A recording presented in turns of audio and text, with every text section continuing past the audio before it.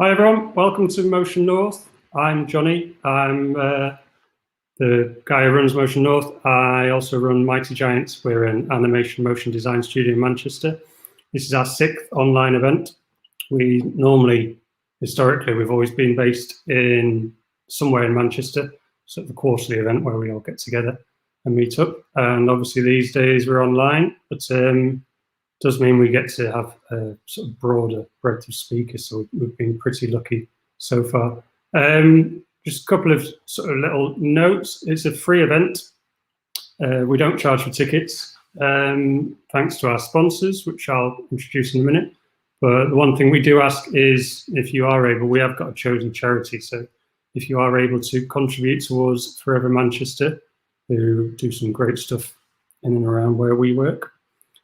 Speaking of sponsors, we've got Pete from AO.com. Hi, Pete. Hi, Johnny.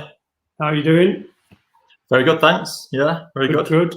Good So to be Pete here. and AO have been sponsoring us for the last about 18 months now. And so explain a bit more about why AO are involved, because you've got a pretty big motion design setup there, haven't you? Yeah, that's right. AO have kind of gone big on their kind of creative team, really. We've got a huge 3D team, as well as a team of motion graphic designers. We do a lot of stuff in-house, a lot of YouTube adverts, a lot of product promotions. We venture into TV ads and that kind of thing as well. And as part of that, we've kind of like, especially when we've been sponsoring this event, we used to do an in-house kind of creative challenge called Mode, which we did kind of monthly. But we thought, with the exposure of sponsoring this event, we'd kind of branch out and invite everyone else to kind of be part of that as well. And so this the Mode Creative Challenge, we've got a LinkedIn page for. Yeah, I've got a link on that. I mean, I'll put it up in a sec, but we're going to show the latest challenge, which was, what was the topic? You introduced the topic, and I'll show. We've got a little showreel of all the entries here. Yeah, so the this month's topic was health, which I think seems quite apt with everything that's going on at the moment. And so yeah, one of Kyle, who anyone who's been here before might know, has cut together a bit of showreel showing the entries. And I think this time, for the first time, there's a couple of prizes up for grabs. Not quite at the stage of announcing any winners yet, but yeah, we're going to sort that out afterwards. I think things got ahead of us, didn't they? But I'll put the reel on anyway, and then people can have a look at that.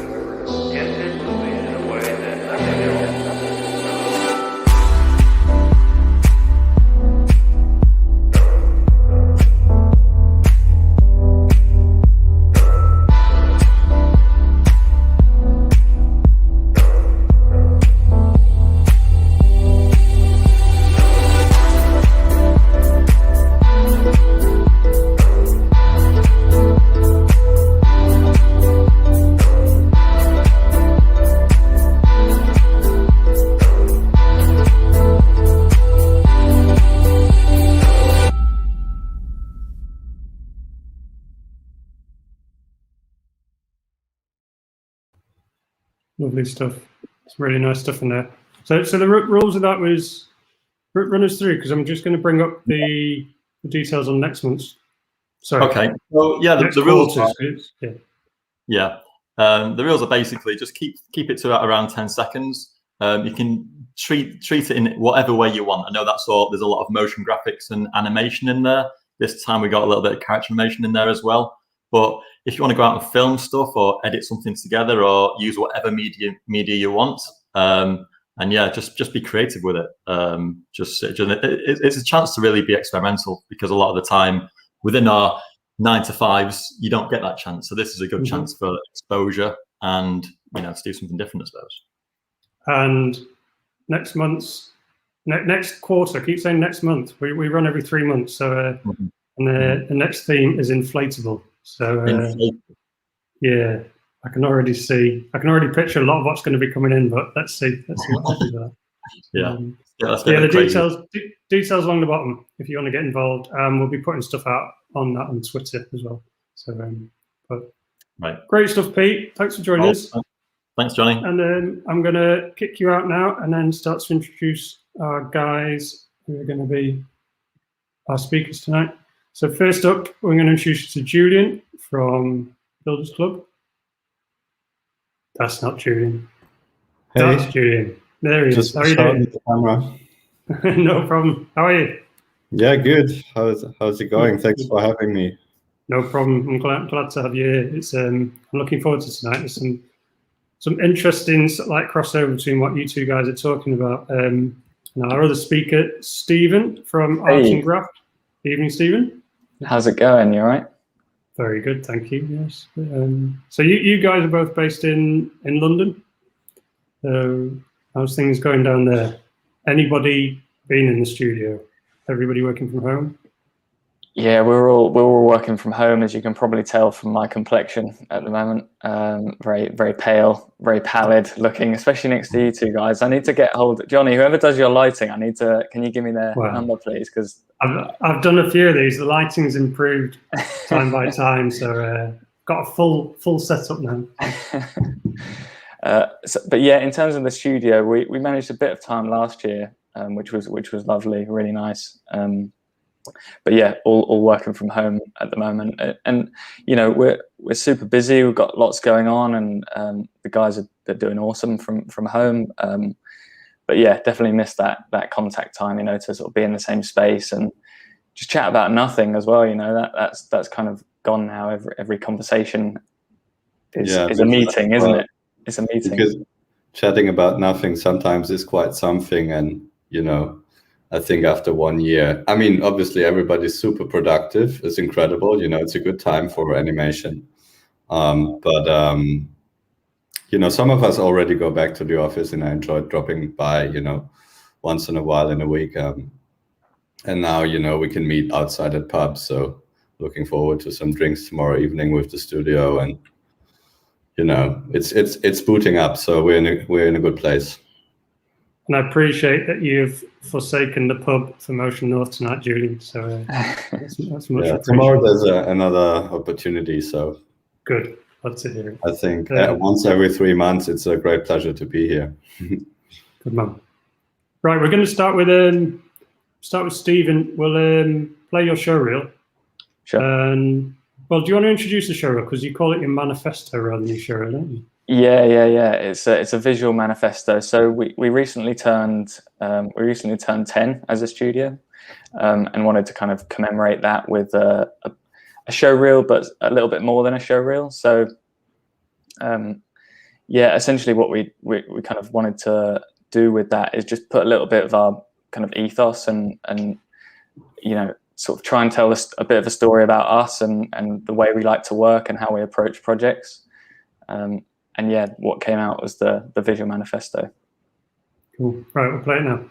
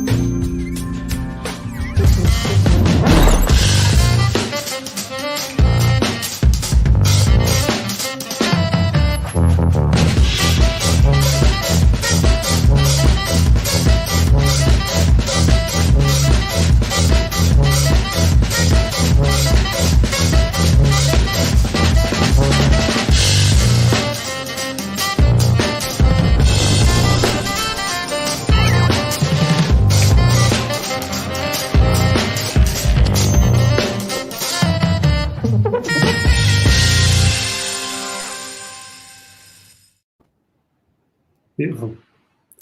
Very good. Thanks.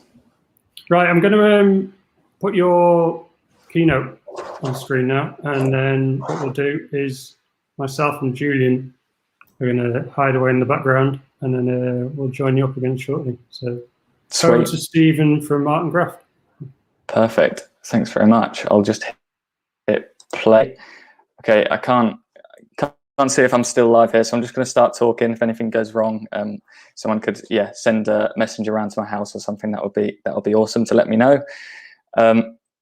So first off, hello everybody. It's awesome to be here. Thanks first of all to Motion North for inviting us to talk. It's an absolute pleasure, especially alongside Julian from Builders Club as well. So events like this are really awesome in these kind of crazy times to still feel like we've got some sense of community. It's a pleasure to be involved, really.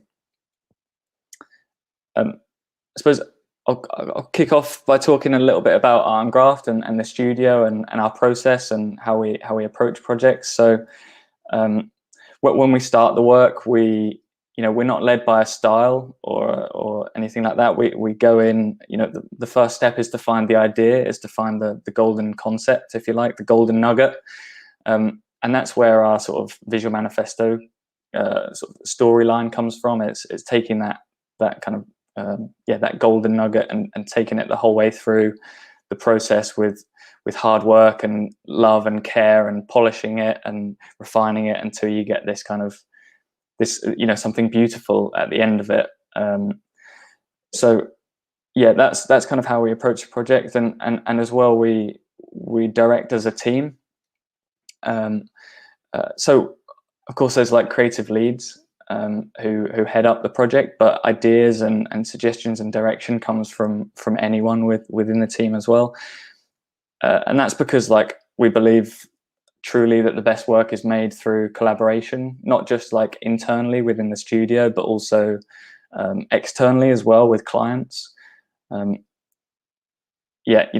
are our friends, and they kind of plug into us at multiple stages in a sort of life cycle of a project, if you like. So some clients may come to us and the brief is just a twinkle in their eye. Whereas, maybe an agency might come to us a little bit later down the line. They might have a script and a visual direction that needs kind of visualizing. But in all those situations, we always think of ourselves as an extension of the client's creative team. One big happy family. And as a studio, we're quite often asked to work on kind of character projects as well, and it's something that we take pride in, both in design and animation too. And as with all our work, really, we're not led by a style and not limited by a style either. We like to work across lots of different techniques and media and things like that. And certainly with our characters, that's because they represent an idea or a brand, so their style and their finish needs to be, led by that idea, really. And this blend of kind of character design and collaboration is quite relevant to the project that I'm going to kind of focus on tonight and talk mostly about tonight. It's a live performance music video created for a virtual band called OFK. And these are the 4 members of the band. There is, so left to right, it's Sumi, Carter, Jay, and Luca. And the project as a whole was an interactive series that centered around these 4 individuals and followed them, in LA, their relationships and on their kind of quest to make this music. So this is some of the production artwork that came through with the brief, and our eyes just fell out of our heads when we saw this. It's just stunning. It's just absolutely incredible. And the ambition for the whole project was huge as well. Not only was it this interactive series that followed these characters, but they're also actually making and releasing music too as a band, as well as kind of giving each of these characters their own social media profiles, which you can go and look up and follow.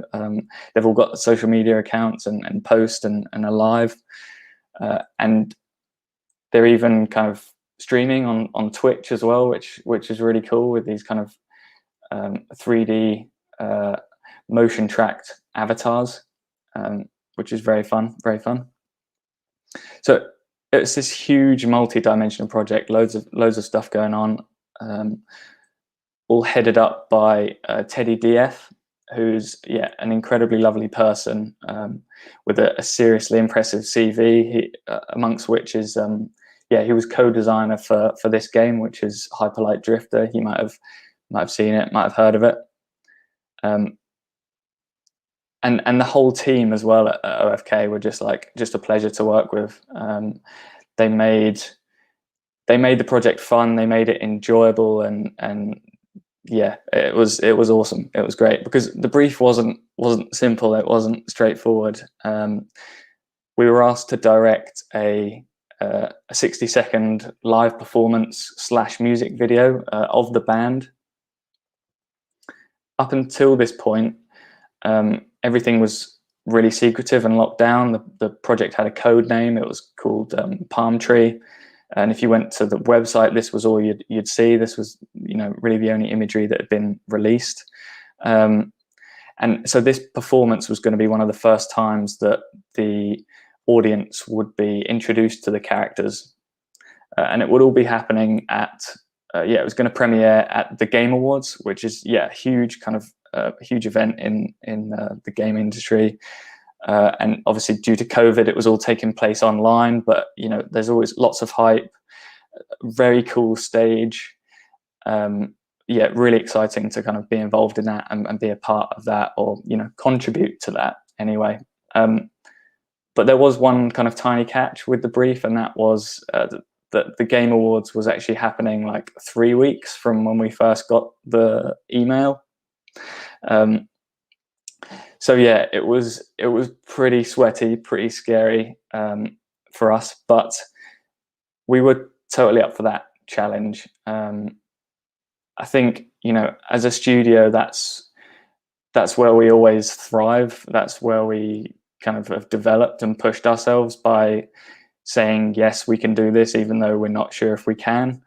So that's really important to us, and was one of the reasons why we were so keen to kind of take this on. Not only because the project was kind of so beautiful and so impressive, but we weren't starting from scratch. I think that's worth saying.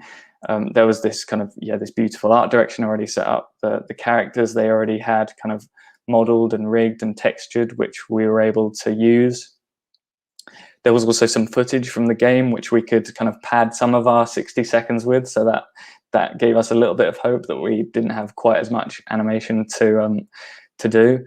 But it was up to us to kind of to bring this performance to life, and make this performance kind of sing, if you like. So the way we approach this is a lot of research first, looking at relevant performances, things that interest us. Here's a kind of early mood board that we pulled together, and it felt important to go to kind of real world reference for this, so we could infuse our performance with that energy of an actual gig. And a couple of things came out of this. We wanted to make a feature of the screen. We kind of knew that, and use that as a storytelling element. But also this idea of like lighting as well, and how we could use that to tell a bit of the story of the band, or allude to some kind of higher concept, if you like. From that kind of research, we move into sketching and trying to find fun moments in the performance. Things that might happen, little sort of vignettes, if you like, that we could then stitch together into a larger performance. And from those sketches, a kind of full storyboard emerged. So this is the full sequence, sort of mapped out as we did, and yeah, I guess a couple of things to talk about with this in terms of, you know, the stuff we were looking at with the research and the references is, you know, we wanted to use the lighting to tell a story, excuse me. So having the characters kind of start silhouetted and quite dark and then almost kind of being revealed, you know, with the lighting felt like a cool way to, you know, literally reveal the characters. And same for the palm tree as well. We kind of started with that as a key icon, because up until that point, as I mentioned, that's the only thing that the audience had been exposed to. So that felt quite cool, and we wove palm trees throughout the sequence as well, because it hinted to that code name, but also, yeah, the kind of the LA location as well of the band. From there, we'll go to a sort of quick bordermatic where we put those frames on a timeline, and then that developed into a 3D blockomatic, which yeah, it should be playing now. Okay, that's not working. Don't know why it's doing that. The joys of presenting from home. So I'll talk about it anyway. So yeah, what you should be watching now is a kind of really rough and not very polished 3D animatic, which is trying to get a sense of the sequence. But I suppose I'll move on quickly. But what we're trying to say with this is that, you know, even though we were so rushed with the project, the timeline was incredibly short. We still go through the same process, you know, in terms of storyboarding, animatics, color designs, you know, all that stuff is still, we still trust in that process. We still follow that through. And yeah, so these are some kind of early color concepts. You can see here that screen, how that's kind of developed with the colors and everything like that.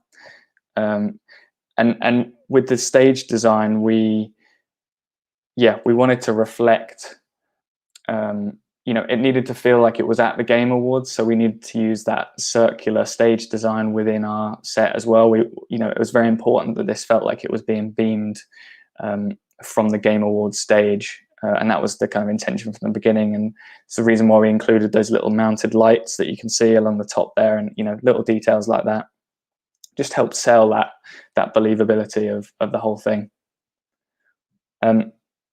This is a key image that we'd kind of put together for the end moment, and you can see how that develops from a kind of color rough into, yeah, style frames. You know, I mentioned about lighting and how important that was for us. This was one of the first style frames we put together, and it really felt like it captured the mood and the energy we wanted from the performance. And those ideas of you know, using the lighting to tell a story as well. We wanted to kind of make sure that ran through from the storyboards, you know, starting with the characters silhouetted, and then over the course of the performance, slowly have them kind of revealed with the lighting. So yeah, these ideas, we're keeping hold of them like a rugby ball as we run through the project, you know, to make sure that those initial intentions that we set out with get to the try line, if you like. Sort of, I suppose, yeah, you know, some more style frames here, trying to create this kind of ethereal, dreamlike quality to the visuals, which sort of, yeah, fit quite nicely with the art direction at this stage, and, you know, working backwards and forwards with the team at OFK to make sure that you know, we were being true to what they wanted and their vision.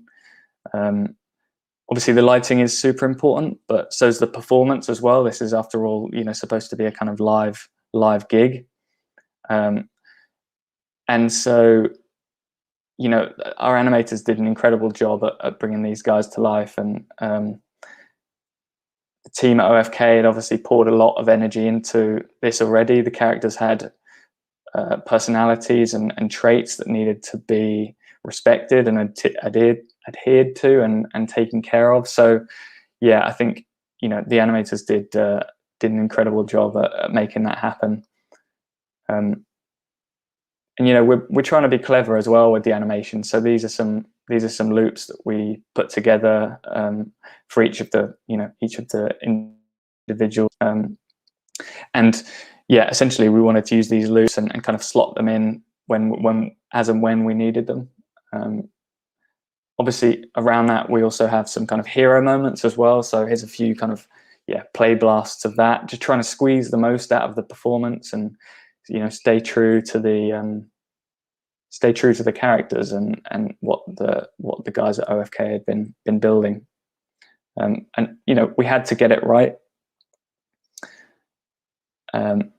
And after a little bit more of this, a lot more sweating, we did it. We made it, made the deadline. It launched, and Johnny, hopefully if you can play the film now for me, that would be awesome. Night already, and now I get to share with you another Game Awards first, the world premiere of a new band. You heard me correctly. They're playing their debut single, Follow Unfollow. Please welcome, for the first time ever, OFK.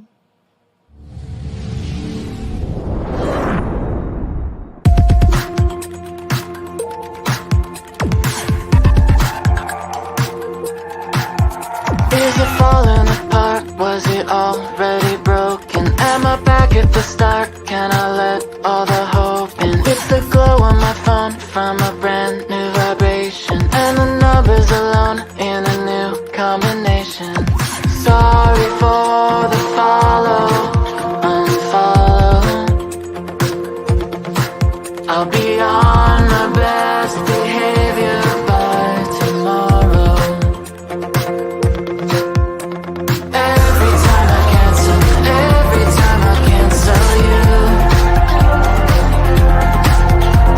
I just wanna dance, so I just wanna dance with you.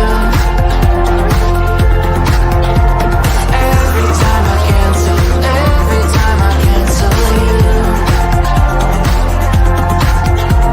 I just wanna dance, so I just wanna dance with you.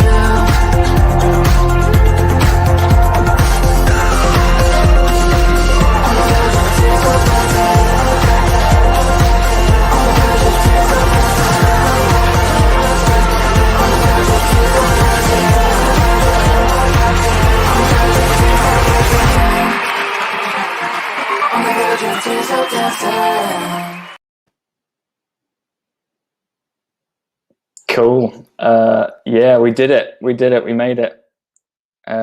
Hopefully, you can see there, the intention that we set out with, and some of the sort of, seeing some of the process. It can hopefully kind of give you a bit of an insight into that final product. And we did it, which was good because we couldn't really mess it up. As I mentioned, the Game Awards is a big event. A few people watched it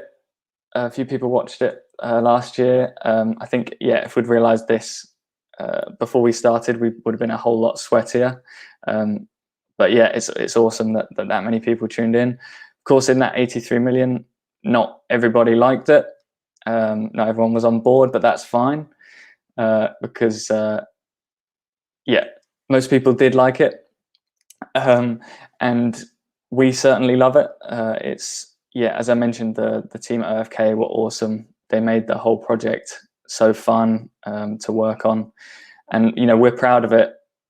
Not just because of the kind of final film, but also because it's a really good case study of our studio and our process and how we work. We'd not worked on anything like this before, at this kind of scale, and we were obviously bricking ourselves whether we could get it done. But after 3 weeks, we had this kind of fully realized live performance of this band, and I think that's an incredible testament to the talented and ambitious team at Art&Graft, and just shines on them, really. So that's that. It's been awesome to give you a little window into the process, how we kind of went about this. I hope you found it as enjoyable as I have, kind of pulling it all together.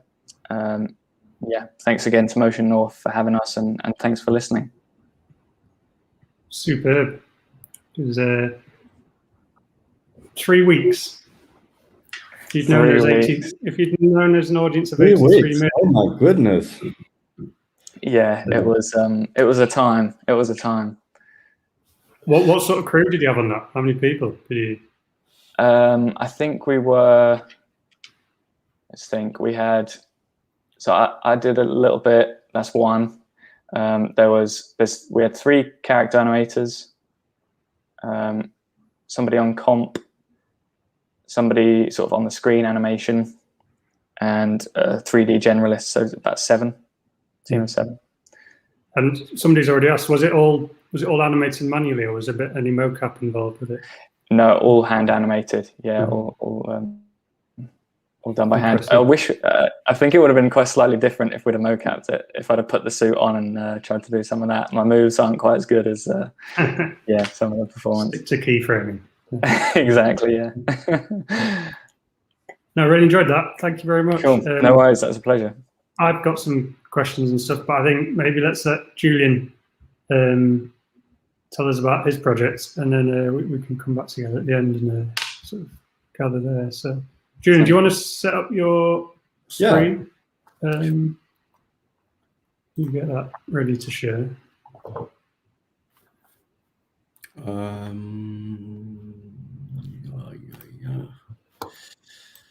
think I'm doing this. Just whilst Julian's doing that, Stephen, what's the potential now that you've done that for OFK? Is because you've kind of built their live performances. Is there future possibilities there? I hope so. I really hope so. It's something that we definitely talked about with them, and they, the relationship was really great between all of us. So I'd love to do more. But we're just waiting, because I think the game releases, the interactive series releases in springtime, I think. So it should be coming out fairly soon. And there's just the one track for now. So definitely up for doing more though. Definitely up for doing more. Fingers crossed. Yeah. Julian, I'm still not seeing your screen. Have you shared? Yeah, I was just unsharing it because you had a chat. I didn't want to overpower. No, I've got the buttons.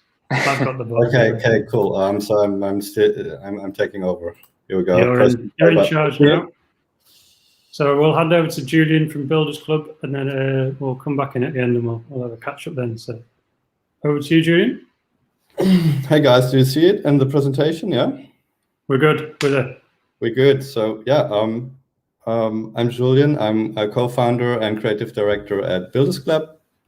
Builders Club is a creative studio that's London-based. We exist since roughly 6 years, and we sort of in a space in between film and motion graphics. So we're quite fascinated by the combination of real storytelling and real film, and 3D animation and visual effects, and how to bring those two worlds together to create something fresh and exciting, which makes us excited to go to work every day and do some exciting stuff where we think it's really worth all the hours that all of us, I guess, spend in front of the computer every day. I'm starting this presentation 2016, where Jonas and I met. Jonas is my co-founder. He's also creative director at Builders Club.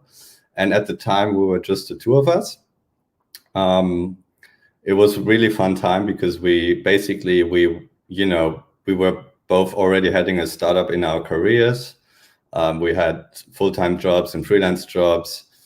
Jonas comes more from photography, film and graphic design, and I come more from digital art, motion graphics and graphic design.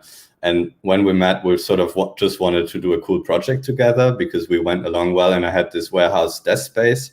This is the warehouse where we met, and we just fooled around. Actually, none of this belongs to us, but I had a desk space in there, and we just were like meeting and like, oh, let's do some cool shit together. We get along. So, basically the studio started off getting off the ground with this personal projects of ours, which was a short film about an artist that we basically came up with called Robert Rushkin. And we basically shot this fictional character. The genre is called a mockumentary, so it's a documentary about somebody that doesn't exist. And we came up with his artworks and the world around him, and, you know, created lots of animation, 3D animation of his artwork that looks real, like 3D renders, but looks real. And then, you know, filming him talking about his art and stuff. So that project got our name out, and we got invited to kind of conferences, and were featured on blogs, and really got us off the ground. And then we did even more personal projects, and Jonas did like a little photo series for a magazine called November magazine, and I then remixed that with my 3D art, and, you know, that combined made us, both of us, really excited, because, you know, I wanted to breach more in the real world, and he wanted to breach more in the dream world, in the 3D world. So, and that combination is really what keeps us alive, and it did, you know, defined a little bit the style of the studio, if you will. And after that, you know, we got proper jobs in the following years of our initial projects, and we started hiring a team, which became then, you know, what you call a studio. And we had lots of fun going to parties and going for drinks together. And, you know, there's a few pictures of that. We, you know, moved into a bigger studio, and we did kind of, you know, some interior design there. And that was quite fun, designing our own furniture with friends and knocking down walls and stuff. You know, seeing the studio grow was really enjoyable process. You know, building your own render farm. I mean, every 3D geek, you know, now we have, I think, 8 of 4 GPUs machines and 20 other workstations. So, you know, I think living the dream, basically, from a nerd's perspective. Then we, you know, made our own sort of merchandise, which is also fun. This is some socks that was Builders Club printed on, and they went down really well. Anyway, and we also enjoyed working on some interesting projects. This is one for MTV, where we defined their sort of visual identity, where we created a toolkit for them. It was one of our first projects, actually, back in the days. So that was used on MTV broadcast as visual assets around the world. It's a really cool project. Having fun. We did some film about artists, you know, the more film projects, shooting with high-speed cameras and big equipment, doing that. And I think, basically having lots of fun doing proper projects for money, and hiring a team, having an office. This is kind of the process of a normal kind of creative project. So it starts with a marketing brief, then, you know, you come up with strategy, creative, then director, treatment, shoot, and visual effects. And usually all of these phases are allocated to different companies. And I think what makes us different as kind of a DIY minded studio that thinks in an integrated way is that we kind of play jazz a little bit with the disciplines that are normally taken over by lots of individual companies.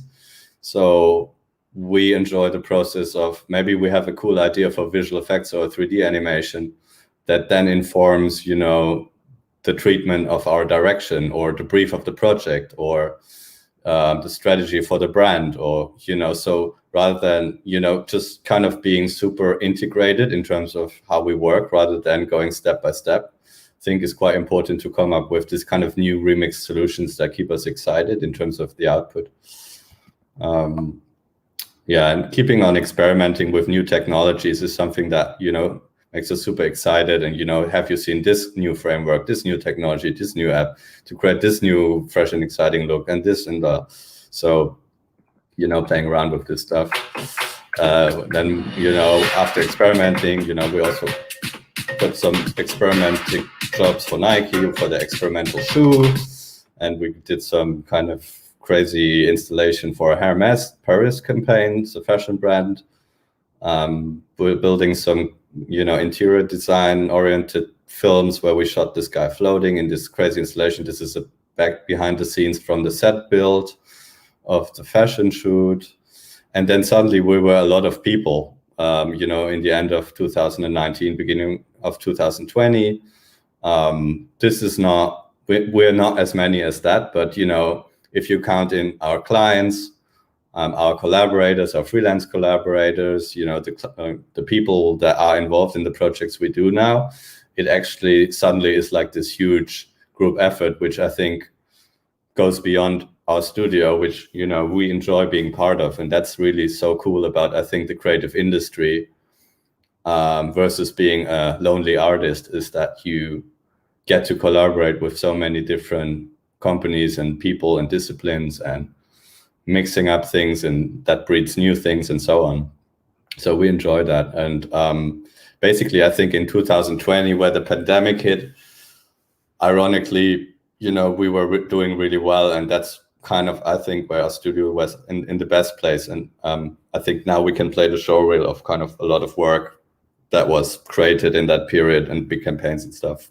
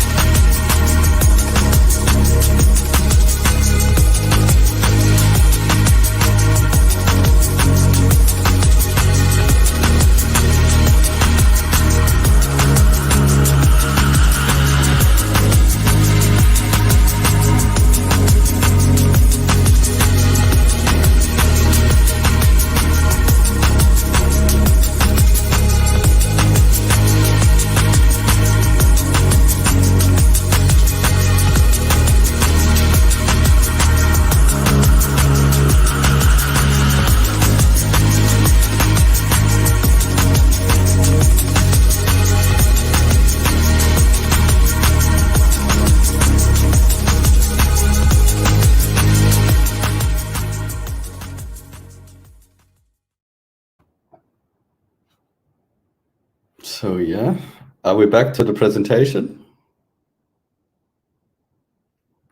Yeah. We're back on. We're back. Yeah. Okay. Cool. All right. Oops.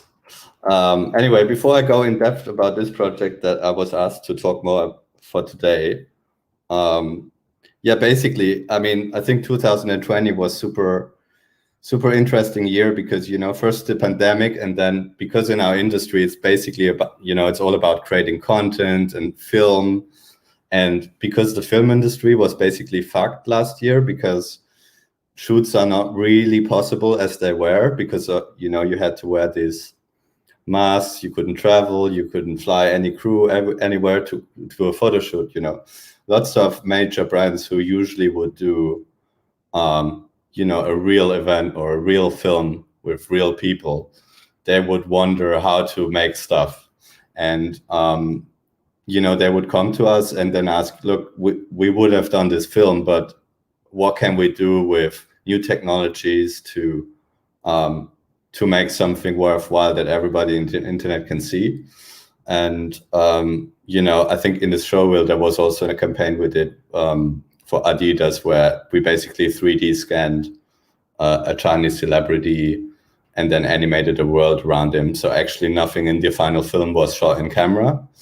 And these sort of new approaches are really exciting, where sort of the real world and the virtual world is merging. And I think that's where we're basically positioned. And that also led to this project for Balenciaga, where we were approached towards the end of last year to help the big team that already started working on it 6 months before we were approached, really, to help them execute this big fashion show as a computer game. So the ask is showcasing the 22 looks in a computer game that users at home can interact with, like in a computer game, just through their browser. So you basically have this ego shooter in your browser where you walk around and see models. And in the beginning of the experience, you could choose your own avatar, and then you wouldn't see it again, and you would kind of start walking through this world. And in this world, you know, you can look around, and basically all these models that you see that were the newest Balenciaga collection, they are 3D scanned in a new type of 3D scanning studios where you can scan people in moving image. So not just static 3D meshes, but basically you would scan alembic sequences and image sequences that would result in these moving people that you can then just place into a game engine like Unreal and explore the looks. The experience basically had two major components. One was the interactive game sequences, and one was the film sequences. And we worked on the film sequences of the game, right? So there was a games company that built all the Unreal levels, so we didn't do that. But they sent us their Unreal levels that you can see here. This is an interactive chapter. And then we created some film sequences that are in between every interactive chapter, right? So this was a huge group effort, right?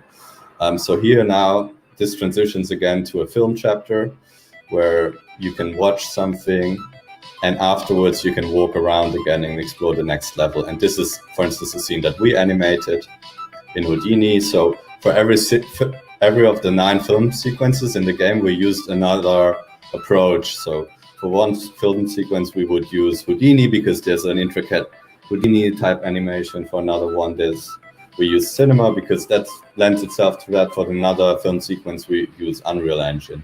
So for this film sequence, for instance, where you see the bus, we used Cinema, and we created this city based on the blueprint of the actual game, and added the volumetric scan in there, and you can see the bus deforming in fresh and exciting ways, and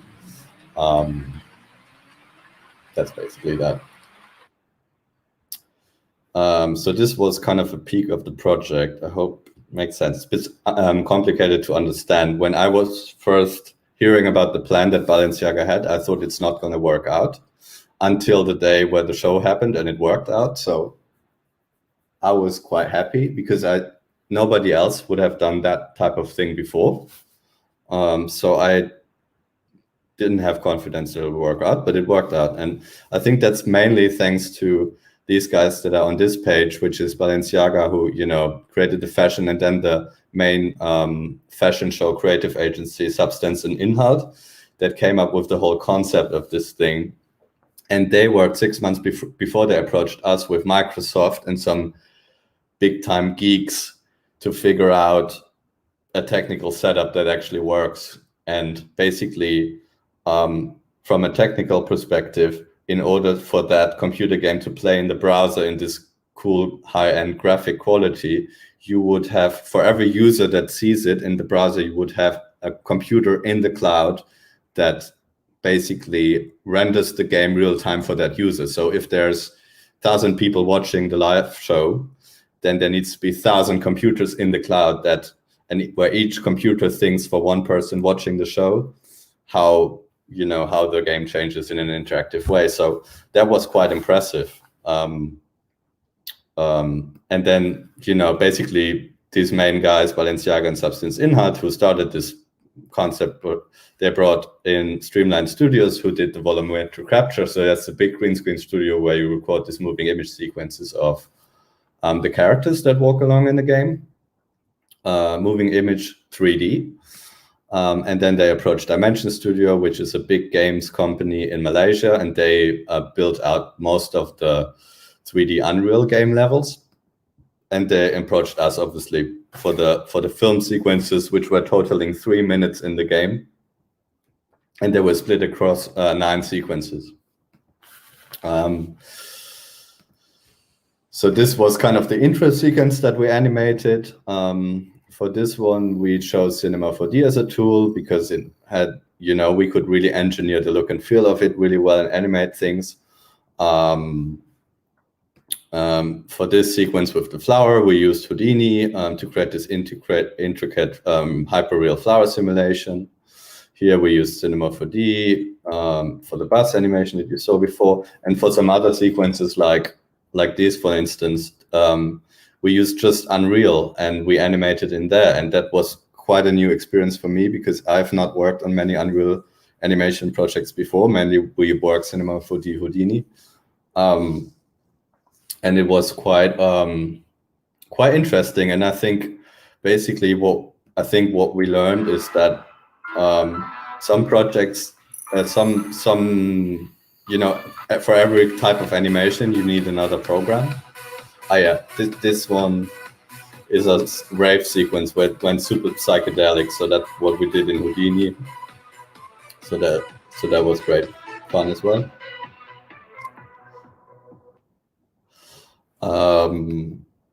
And this was the end sequence that was animated in Unreal Engine.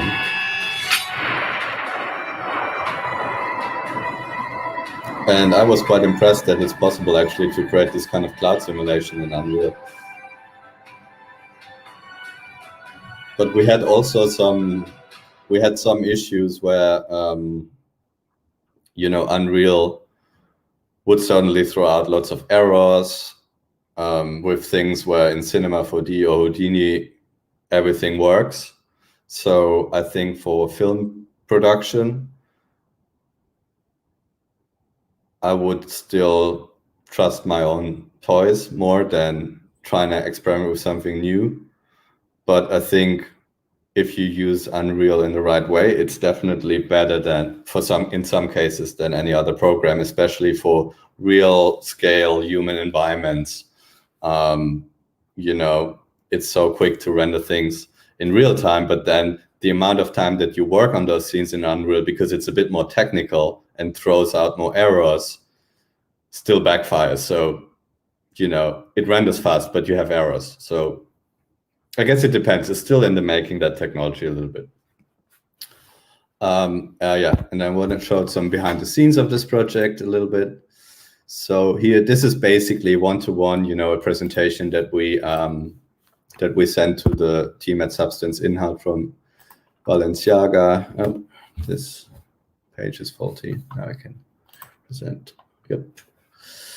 So this was just a peek in one of our presentations where basically, you know, we export. This is a work in progress of our 3D explorations for some of the UI moments in the film sequences for the game.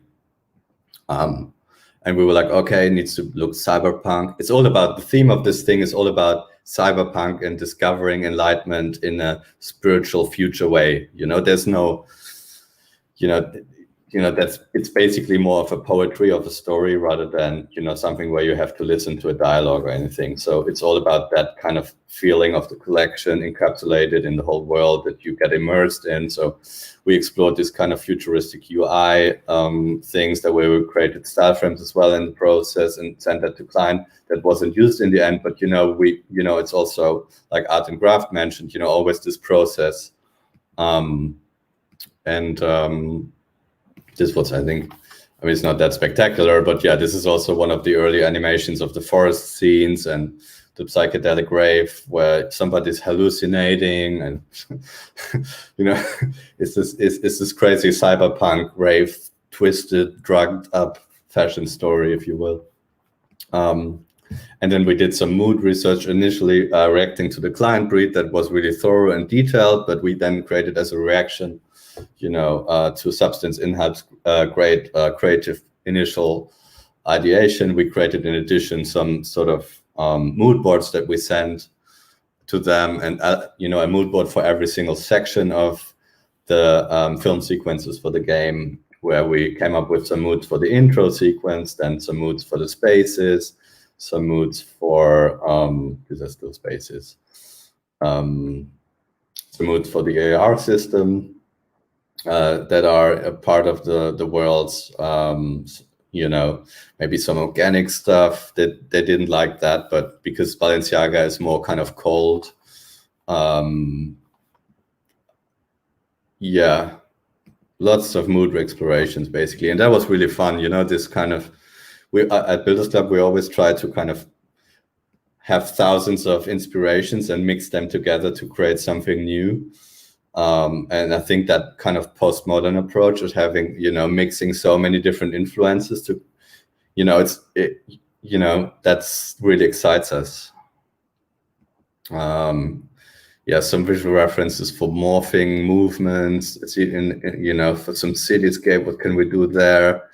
being inspired by the Chinese revolutions with the lasers, all kinds of rad stuff, some deforming stuff here from various visual artists that, you know, led to the bus scene, some type inspiration that didn't make it. A lot of it didn't make it, but, you know, you get an idea. You know, we do some research, and 90% doesn't get used, but it's good to push the art direction for every project in that sense, to make sure you didn't forget about anything. Yeah. And then, so this was kind of a mood pass, but, you know, there were, most of the time of this project was literally about executing, for us, was mainly about executing the creative that Balenciaga had. And this was basically a page of the first, this is the first page of the brief they sent to us.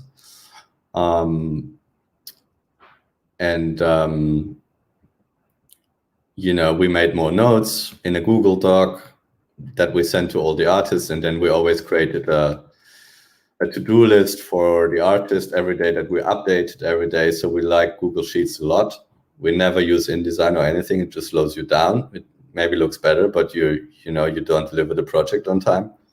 So for instance, here Janis has to do this, then we have to wait for this and that asset from volumetric scan. So always taking notes every day, because it was also a mad project in the sense that we had 1 month lead time to get the ground going, but then there were only 2 weeks in the end where we had the models and the levels to work with. So our team basically shifted in the course of the project from 4 people who were working on it for 1 month to then after that 10 people who were working for 2.5 weeks.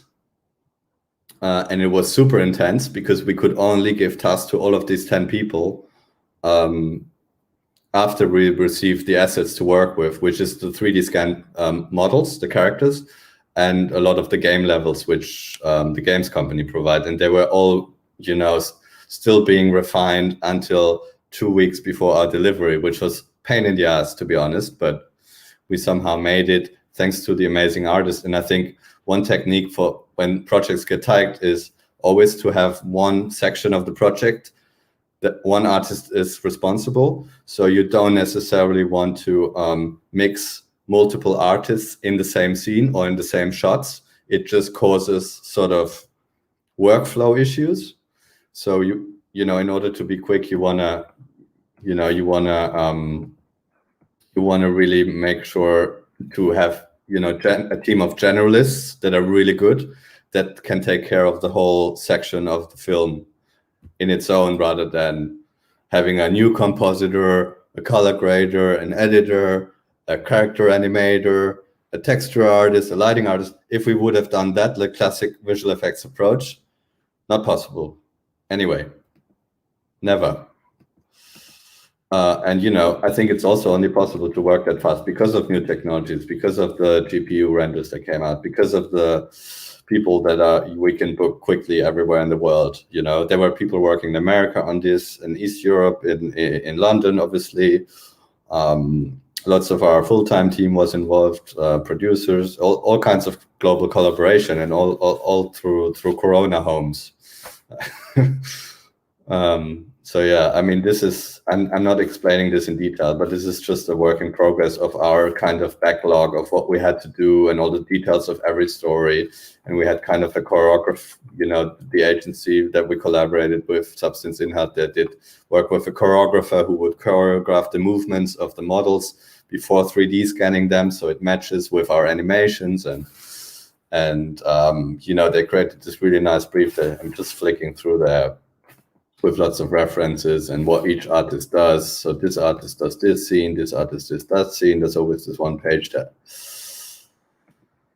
Anyway, maybe I'm getting too quick here and nobody gets anything that I'm showing, but there's too much to go in detail about.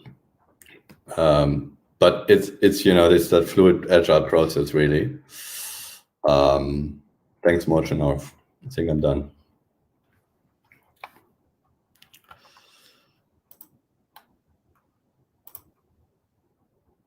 Sorry, I don't hear you. Do you hear me? There we go. Yes, No, that's yes. me. I always do that. I normally do the mute button at the beginning, so that's good going for me. That was fascinating insight into the creative, but the process as well of how you manage something that big, and just the sort of those sort of one-page notes that you have. That's the speed you're working at. Where did that come from? Is that just something you learned over the years, or did somebody else advise you on that sort of your process? On which process exactly? Your documents. So you clearly got it nailed down, the way that you sort of feed stuff back and the way that you work with such I think it's you work in global. Though, but we work a lot with Google Slides. Just kind of every artist chucks in their stuff every day and then review it. I mean, also Slack, obviously. I mean, probably all of us do. Yeah. But basically, I think, I mean, talking about process, I love that kind of deeper theory of studio dynamics. But I mean, every day you would have a review with every artist internally, and you would want to make sure that you only talk to the people that are actually working on what you're talking about. So you don't want to involve the whole team in every single discussion, right? So we had kind of every morning, it was crazy, that project, because we had 30 seconds sequences to finish or something. So I talked to basically 1 or 2 people every 30 minutes in the whole day, and then the day was done. And they were all working on different scenes. So normally you would have that, maybe, okay, the team is a bit smaller projects, you would do maybe 3 check-ins, but there we had like 9 check-ins every day with different artists, and then it would start over again. There would be discussions where we need to link them up, but it's quite cool, you know, this kind of, when it gets challenging, you know. Yeah. And especially with everybody, as you said, being all over the place now and not all being in one location. It helps, I think, because it puts you more, okay, you only hear about what you need to know, you know. Yeah. Otherwise, people would get, you know, if they hear all the chatter about the crazy things that we're not getting the assets on time, I think they would freak out as well, you know. So, absolutely. So, just sort of like talking about you sort of generally as companies, how do you balance the sort of the commercial work versus your own work? Because, you know, it's something every studio that comes onto Motion North talks about, you know, how the personal own projects are what drives the creativity.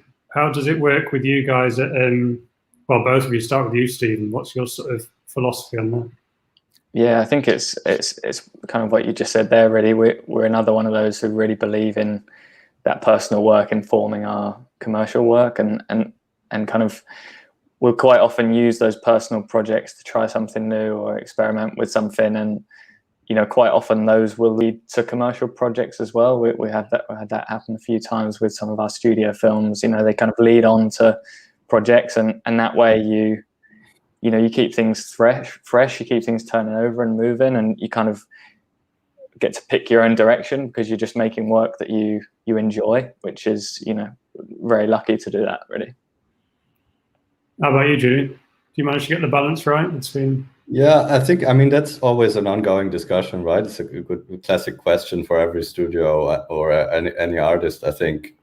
I think it's good sometimes to do projects where you have complete control, even if it means that you don't get next to any money, because the projects that you think are personal projects, but there's a client, they don't end up like that. So I think it's always good to have, either the complete control projects or the proper commercial ones. But what in between often is like a tricky, risky area where you can get lucky, where you can have great clients giving you freedom, but they always can turn out as normal clients, which usually, you know, fair enough, it's a service job. So, but I think also, I mean, the more you do this personal and the commercial thing, and the more you push your own vision, I think the closer you get to just doing only what you like. You know, and then you don't need any personal projects anymore at some point, hopefully. And I think it's possible. You know, it's that path towards, you know, doing only the biggest, coolest projects, basically, the tail, you know.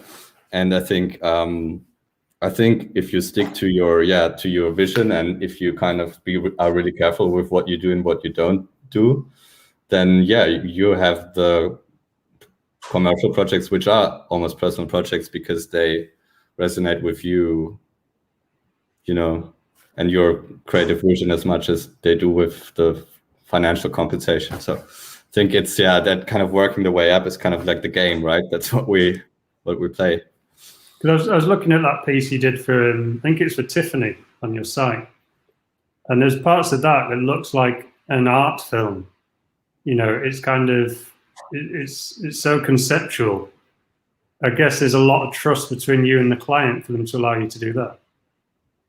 Yeah, I guess. But I mean, that one, it was sort of a product film, a still life film. But yeah. I think it's also, I don't know what to say about it. Yeah. I kind of get the sense from your guys' work at Builders Club anyway, Julian. It all feels like it just comes so naturally. Like all your projects feel like they just come from that place anyway. They feel like personal projects. They've got that like experimental vibe to them. You can tell you're like enjoying yourself. Maybe you're not all the time, but it feels like that when you watch them, I think. I think to a certain degree, it's not always like that, obviously, that it's still a service job, and, you still have to, but, it's also part of the challenge, right? To work together with, as you say, look at clients as colleagues and, as collaborators, and I think it's also about design and concepts, and not just about putting your signature on top of project, right? In the end, I think that's also the fine line always, that, coming from, if you study graphic design, making sure, what problems are being solved, and it's not just kind of I guess in an authentic way, but also in a way that solves the client problem. Completely, man. Yeah, completely agree with that. It's all about that brief. It's all about that client. Every kind of, what works for one client isn't necessarily going to be the right fix for another. So it does need to be fresh each time. Yeah, I'm really also really fascinated by Art&Graft's kind of style, because I'm not in that world, and I don't know it's such a craft, illustration and making it move. And I'm really fascinated by that as well. Whereas we just take advantage of the technology, and, it looks cool, but we don't have to put we don't necessarily need to, we put style in it, but it's more oriented to the real world. Whereas we don't, it's not like we need to be an illustrator, it's a completely different angle of the animation industry, which I think is a good thing to have both of us on board today. Definitely, man. Yeah, definitely. That's what I mean. You're both at very different sort of ends of it, but both sort of, you both got your own styles despite having such a wide array of work. I know my studio, we definitely say we don't have a house style, because we just tackle the projects with whatever tools we think best fit it. But I think you can spot an art and graft project despite using so many different disciplines. And looking through Builders Club, there's definitely an aesthetic to it. How do you manage that with so many different creatives being involved? Do you want to go for it, Stephen, or?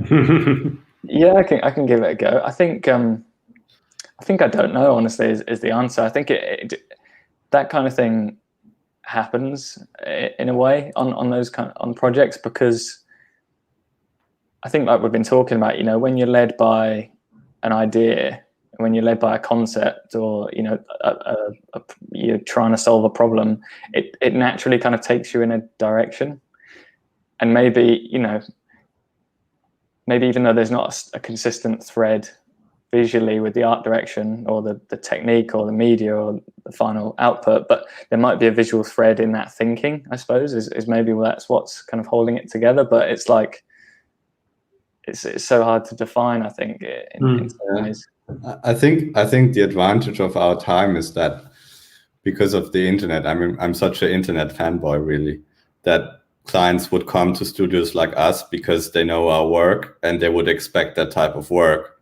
So we rarely get briefs where we you know, where we could ask for something like Art&Graft, for instance, you know, because you know, because it's different. You know, clients know our work, clients know Art&Graft, they know when to come to which, you know, and I think for that we can be grateful for, and that's, I think, you know, just, you know, being recognized for something that you're good at and that you're enjoying, I think is a great thing. And then obviously you naturally just hire people that you like, and you like them because it's, you see yourself in that work, right? So and that's how it just kind of, okay, the type of work you're doing is because you like that, and that's how the people are that you like, and that's that, you know. And then people, you know, it's always just about that internet thing, you know. You can find someone in you know, in on the other side of the world who's just really into what you're doing, or who helps your team, and it gets so easy to find each other these days, which is great. And also, you, in our experience, you get a better client for that as well, because if they're coming to you for that, they want you to do that. It's a better relationship from the outset, isn't it? I guess if there's a project where you're the only studio in the world that can do it that well, identifying that and working towards that is probably a good strategy of success, because that's value, you know, if you're the only one. How much do you pitch for work now, in terms of, are you at a point now where people just come to you because they want you, or are you still pitching? Yeah, I mean, I guess we're both pitching, right? Yeah, still pitching. We'll have some jobs kind of straight to client or direct to client where we'll be approached, but yeah, still do some pitches now and then. But yeah, I mean, it's I enjoy that process as well, because it's quite a creative process.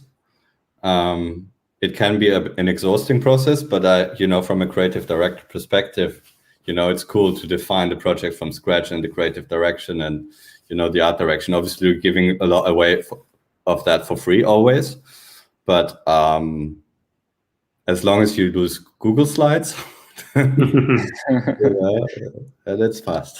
That's what I'm going to take out of that in my studio manager. She'll be delighted. She hates InDesign. Videos to GIFs, putting the GIFs in there, big GIFs, big images, big text, you know, lots of slides, you know. How far into that project were you with that? You know, that document you shared with all the research and stuff? Was that when you were already in the project, or was that sort of trying to win the project? Where were you with that? Yeah, that was a massive document. We just got without pitching, and I was like, this can't be true. This is like too be good to be true. And they were like, yeah, this is what they want and what they have. I was like, what? Yeah, okay. And then, how did you hear about us? And they were like, Google. And I was like, what? This is like the most awkward. But yeah, good for us. I mean, yeah. Google works. But this is not how it usually works. I think usually, you would have to pitch for it, and there would be at least two others, and it's quite competitive. I found that American jobs are usually easier to win. I don't know why.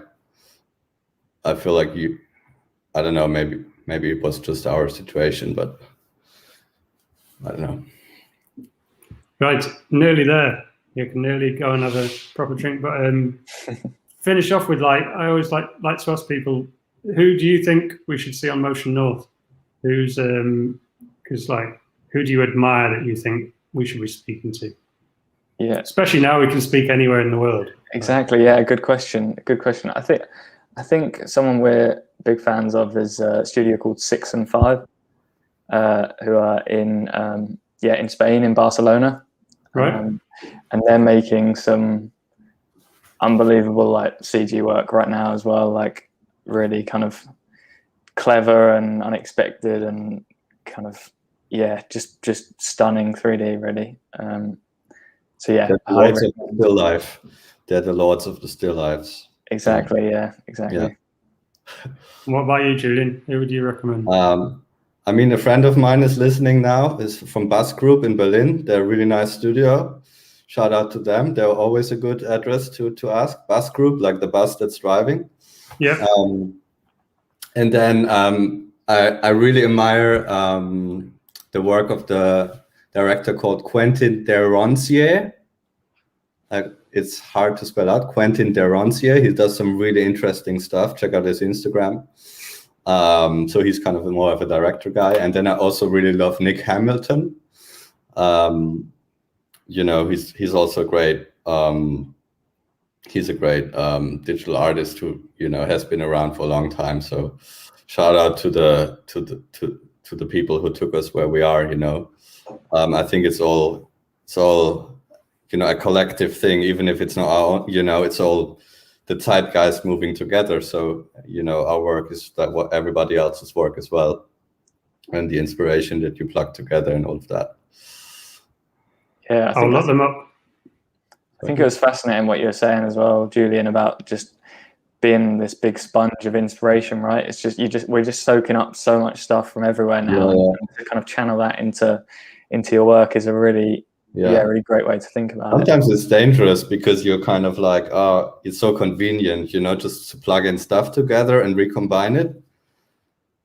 So I think it's a mix of that and writing your own script sometimes, with your own concepts in isolation, just away from the internet. But or trying to be inspired by something that is a completely different discipline as well. Maybe it's like furniture design or architecture, or just trying to take. Yeah, that's the best stuff, right? Yeah, exactly. Yeah, we had Motion North. I can't remember which one it was now. It was 3 or 4 ago. Where a lot of theirs came from things like pottery and sculpture and things like that, and proper sort of organic shapes rather than And it is good to unplug sometimes, isn't it? But equally, there's an awful lot of nice stuff out there to inspire. Completely. Yeah. Thank you very much, guys. I think we can wrap up there. I'm just going to very quickly just sort of pop this up so people can put the next date in their diary. Thursday the 14th. We aren't in a position to be able to announce speakers yet, but work is being done. So, and then the next one after that will be in the autumn. But thank you very much. Much appreciate you giving your time. It's been fascinating chat, and I'm sure there'll be lots of people catching up with us on the playbacks as well on YouTube. So, should be no worries. Thanks so much for having us. Yeah, it's been awesome. No problem. All the best to you, and thank you so much. See you next time. Sweet. Take care. See you later. Bye-bye.